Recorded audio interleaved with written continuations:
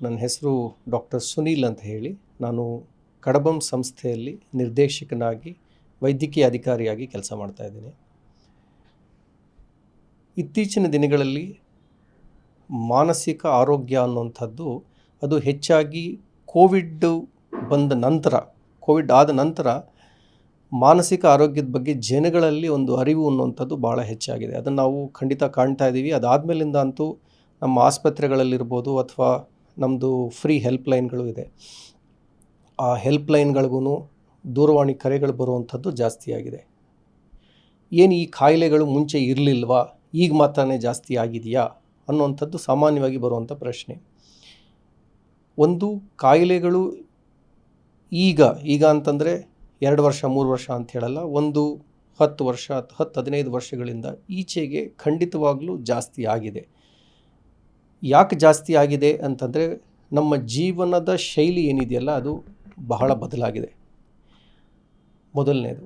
ಎರಡನೇದು, ನಮ್ಮ ಕುಟುಂಬ ಅನ್ನುವಂಥದ್ದು ನಾವು ಒಂದು 15-20 ವರ್ಷದ ಕೆಳಗಡೆ ಏನು ಸಾಮೂಹಿಕವಾಗಿ ಅಜ್ಜಿ ತಾತ ಮಕ್ಕಳು ಎಲ್ಲರೂ ನಾವು ಒಟ್ಟಿಗೆ ಇರ್ತಾ ಇದ್ವಿ, ಆ ಕೌಟುಂಬಿಕ ಒಂದು ನೆಲೆಗಟ್ಟು ನಮ್ಮಲ್ಲಿ ಏನಿತ್ತಲ್ಲ ಅದು ಶಿಥಿಲ ಆಗ್ತಾ ಇದೆ. ನಾವೆಲ್ಲರೂ ಇವಾಗ ವೆಸ್ಟ್ ಕಡೆ ಹೋಗ್ತಾ ಇದ್ದೀವಿ. ಮೇ ಬಿ 10-15 ವರ್ಷದ ಕೆಳಗೆ ಗಂಡ ಹೆಂಡತಿ ಇಬ್ಬರು ಮಕ್ಕಳು ಅನ್ನುವಂಥದ್ದು ಒಂದು ಸಂಸಾರ ಆಯಿತು ಅಂತಂದರೆ, ಈಗ ಗಂಡ ಹೆಂಡತಿ ಒಟ್ಟಿಗೆ ಇದ್ದಾರೆ ಅಂತಂದ್ರೇ ಸಂಸಾರ ಅನ್ನುವಂಥದ್ದಾಗಿದೆ. ಅಂದರೆ ಆ ಒಂದು ಮಾನಸಿಕವಾಗಿ ಸ್ವಾಭಾವಿಕವಾಗಿ ಒಂದು ನಮ್ಮವರು ತಮ್ಮವರು ಅನ್ನುವಂಥದ್ದು ಒಂದು ಎಮೋಷ್ನಲ್ ಸೆಕ್ಯುರಿಟಿ ಅಂತ ಏನು ಹೇಳ್ತೀವಲ್ಲ ಅದು ಬರ್ತಾ ಕಮ್ಮಿ ಆಗ್ತಾ ಇದೆ. ಮೂರನೇದು, ಚಿಕ್ಕ ವಯಸ್ಸಿನಿಂದನೇ ಇವಾಗ ಮಕ್ಕಳಿಗೆ ಒತ್ತಡ ಅನ್ನುವಂಥದ್ದು ಬಹಳ ಜಾಸ್ತಿ ಇದೆ. ಒಂದು ಅಗೇನ್ 2 ದಶಕಗಳ ಹಿಂದೆ ಅಂತ ನಾವು ಹೋಯಿತು ಅಂತಂದರೆ ಈಗ ಇರೋಷ್ಟು ಒತ್ತಡ ಮಕ್ಕಳಲ್ಲಿ ಅಷ್ಟೊಂದಿಲ್ಲ. ವಿದ್ಯಾಭ್ಯಾಸದ ಬಗ್ಗೆ ಇರ್ಬೋದು ಅಥವಾ ಜೀವನದ ಬಗ್ಗೆ ಇರ್ಬೋದು, ಏನಾಗಬೇಕು ಅನ್ನುವಂಥದ್ದು. ಆಮೇಲಿಂದ ಕೊನೆಯದಾಗಿ ಯಾವ ವಯಸ್ಸಿನಲ್ಲಿ ಅವರುಗಳಿಗೆ ಯಾವ್ಯಾವ ರೀತಿಯಾದಂಥ ವಿಷಯಗಳು ತಲೆಗೆ ಹೋಗಬೇಕಲ್ಲ ಅದು ಬಿಟ್ಟು ಅದಕ್ಕಿಂತ ಜಾಸ್ತಿನೇ ಹೋಗ್ತಾ ಇದೆ, ಆಯಿತಾ. ಒಂದು 10 ವರ್ಷ 12 ವರ್ಷದ ಮಗುಗೂ ಮೊಬೈಲ್ ಕೊಟ್ಟಿದ್ದೀವಿ. ಮೊಬೈಲ್ ಕೊಟ್ಟಿದೆ ಅಂದರೆ ಇಂಟರ್ನೆಟ್ ಇದೆ ಅಂತಂದರೆ ಪ್ರಪಂಚದಲ್ಲಿ ಏನು ಬೇಕಾದರೂ ಒಳ್ಳೆಯದನ್ನು ನೋಡ್ಬೋದು, ಕೆಟ್ಟದ್ದನ್ನು ನೋಡ್ಬೋದು.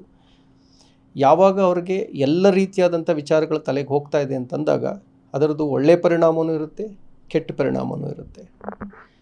ಕೊನೆಯದಾಗಿ ಈ ಆಕ್ಸೆಸ್ ಟು ಡ್ರಗ್ಸ್ ಅಂತೀವಿ, ಮಾದಕ ದ್ರವ್ಯಗಳಿಗೆ ಏನು ಮುಂಚೆ ಅದರ ಏನು ಸೌಲಭ್ಯಗಳು ಒಂದು ಅವಕಾಶ ಇತ್ತು ಅದನ್ನು ಬಳಸೋದಕ್ಕೆ ಅವಕಾಶಗಳು ಜಾಸ್ತಿ ಆಗ್ತಾಯಿದೆ. ಹೀಗಾಗಿ ಇದಕ್ಕೆ ಒಂದು ಕಾರಣ ಅಂತ ಹೇಳೋದಕ್ಕಾಗೋದಿಲ್ಲ. ಆದರೆ ನಾವು ನೋಡಿರೋದಂತೂ ಖಂಡಿತವಾಗ್ಲೂ ಮನೋ ಆರೋಗ್ಯದ ಸಮಸ್ಯೆಗಳು ನಮ್ಮ ಸಮಾಜದಲ್ಲಂತೂ ಖಂಡಿತ ಜಾಸ್ತಿ ಆಗ್ತಾ ಇದೆ.